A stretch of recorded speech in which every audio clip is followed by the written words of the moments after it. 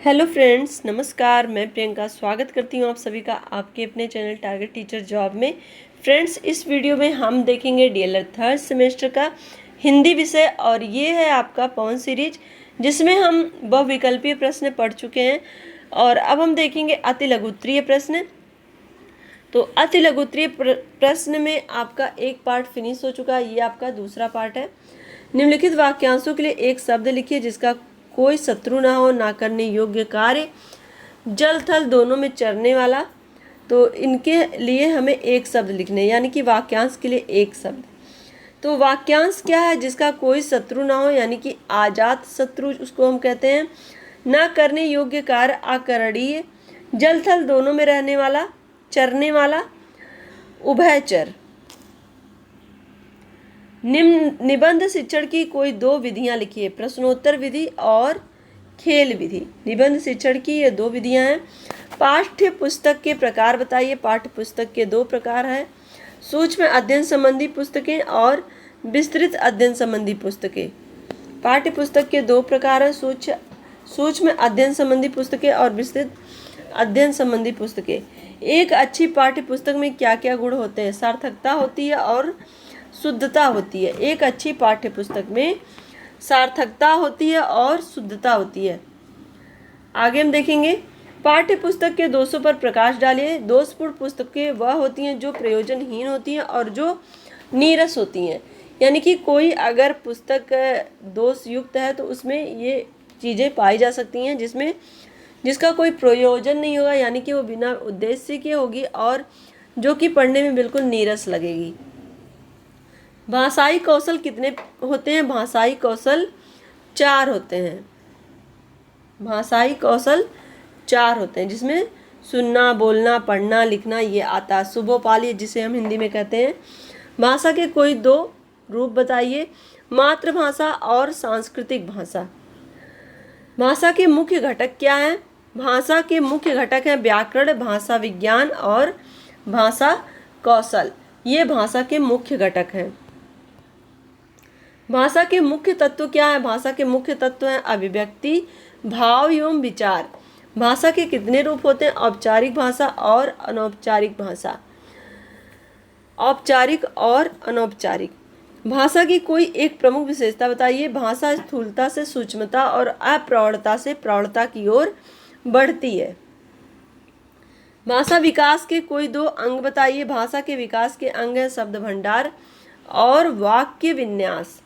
भाषा की कोई एक परिभाषा लिखिए। भाषा के द्वारा मनुष्य अपनी अभिव्यक्ति करता है, यानी कि भाषा के द्वारा मनुष्य अभिव्यक्ति करता है तथा अपने विचारों और भावों को स्थानांतरित करता है। भाषा वो माध्यम है जिसके द्वारा हम अपने विचारों और भावों को दूसरों तक पहुंचाते हैं। मूल्यांकन किसे कहते हैं? यहाँ पे देखिए, प्रयत्नों की सफलता, असफलता, आंशिक सफलता का जिस कारण एवं जिस प्रकार पता लगाया जाता है उसी का नाम मूल्यांकन है। यानी किसी भी चीज़ के लिए कितना हम सफल हैं, कितना असफल हैं, और अगर सफल हैं तो क्यों सफल हैं, असफल हैं तो क्यों सफल हैं, ये सारे कारण भी हमें मूल्यांकन के द्वारा ही पता चलते हैं। हिंदी शिक्षण में मूल्यांकन का क्या महत्व? मूल्यांकन के द्वारा हम ये पता लगा लेते हैं कि शिक्षा या शिक्षण के किस उद्देश्य की पूर्ति किस सीमा तक हुई है। जैसे हमने बच्चे को पढ़ाना स्टार्ट किया और हमारे जो शिक्षण उद्देश्य हैं, अगर वो शिक्षण उद्देश्य पूरे हो रहे हैं तो ये शिक्षण उद्देश्य पूरे हो रहे हैं कि नहीं हो रहे हैं, ये हम मूल्यांकन के थ्रू ही जानेंगे। क्या मूल्यांकन से ज्ञान की वृद्धि संभव है? जब छात्र को पता होता है कि उसका मूल्यांकन केवल परीक्षा पास करना ही नहीं वरन अन्य सभी उद्देश्यों की प्राप्ति का आधार है, सभी उद्देश्यों की प्राप्ति का प्रयत्न ही ज्ञान की वृद्धि को संभव बनाना है। तो यानी कि यहाँ पर क्या सार निकल करके आया कि मूल्यांकन के माध्यम से कहीं ना कहीं बालक के ज्ञान में वृद्धि करने का प्रयास किया जाता है। क्या मूल्यांकन के द्वारा पाठ्यक्रम में संशोधन संभव है?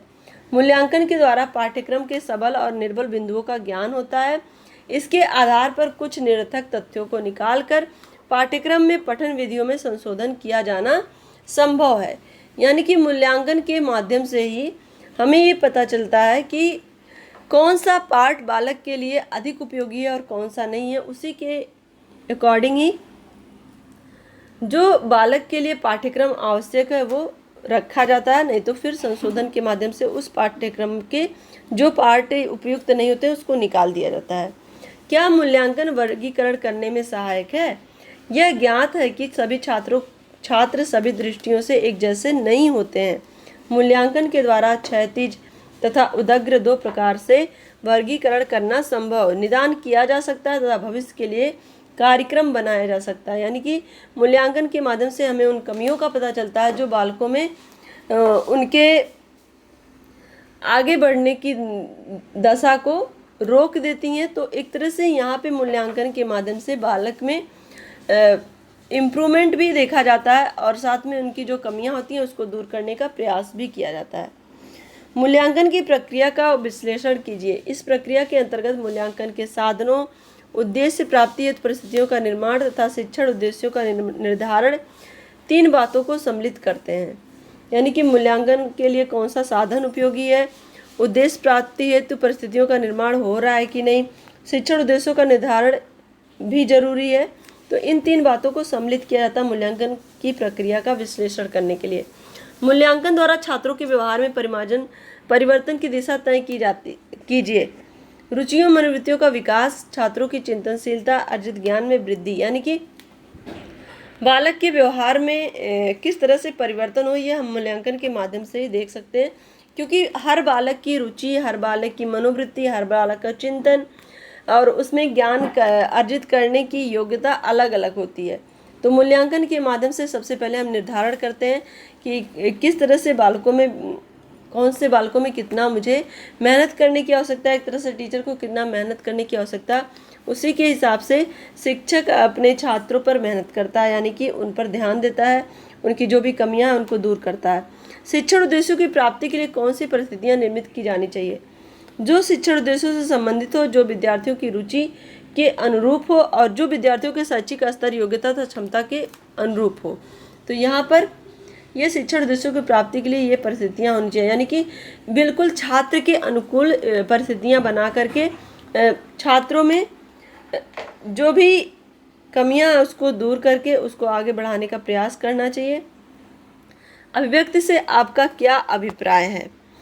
व्यक्ति द्वारा प्रकट किए गए भाव को अभिव्यक्ति कहते हैं। व्यक्ति अपने हृदय के विचारों को भाषा में वाणी के रूप में प्रदान करता है और वो क्या कहलाती है? वो अभिव्यक्ति कहलाती है। यानी कि जो भी चीज़ें यहाँ पे एक्सप्रेस करने की बात हो रही है, किसी तरीके से हम अपने बातों को लोगों तक पहुँचाते हैं, अपने विचारों को लोगों तक पहुँचाते हैं, तो उसके लिए हम पहुँचाने का जो माध्यम है वो एक तरह से अभिव्यक्त करना, लोगों के सामने अपनी बातों को रखना।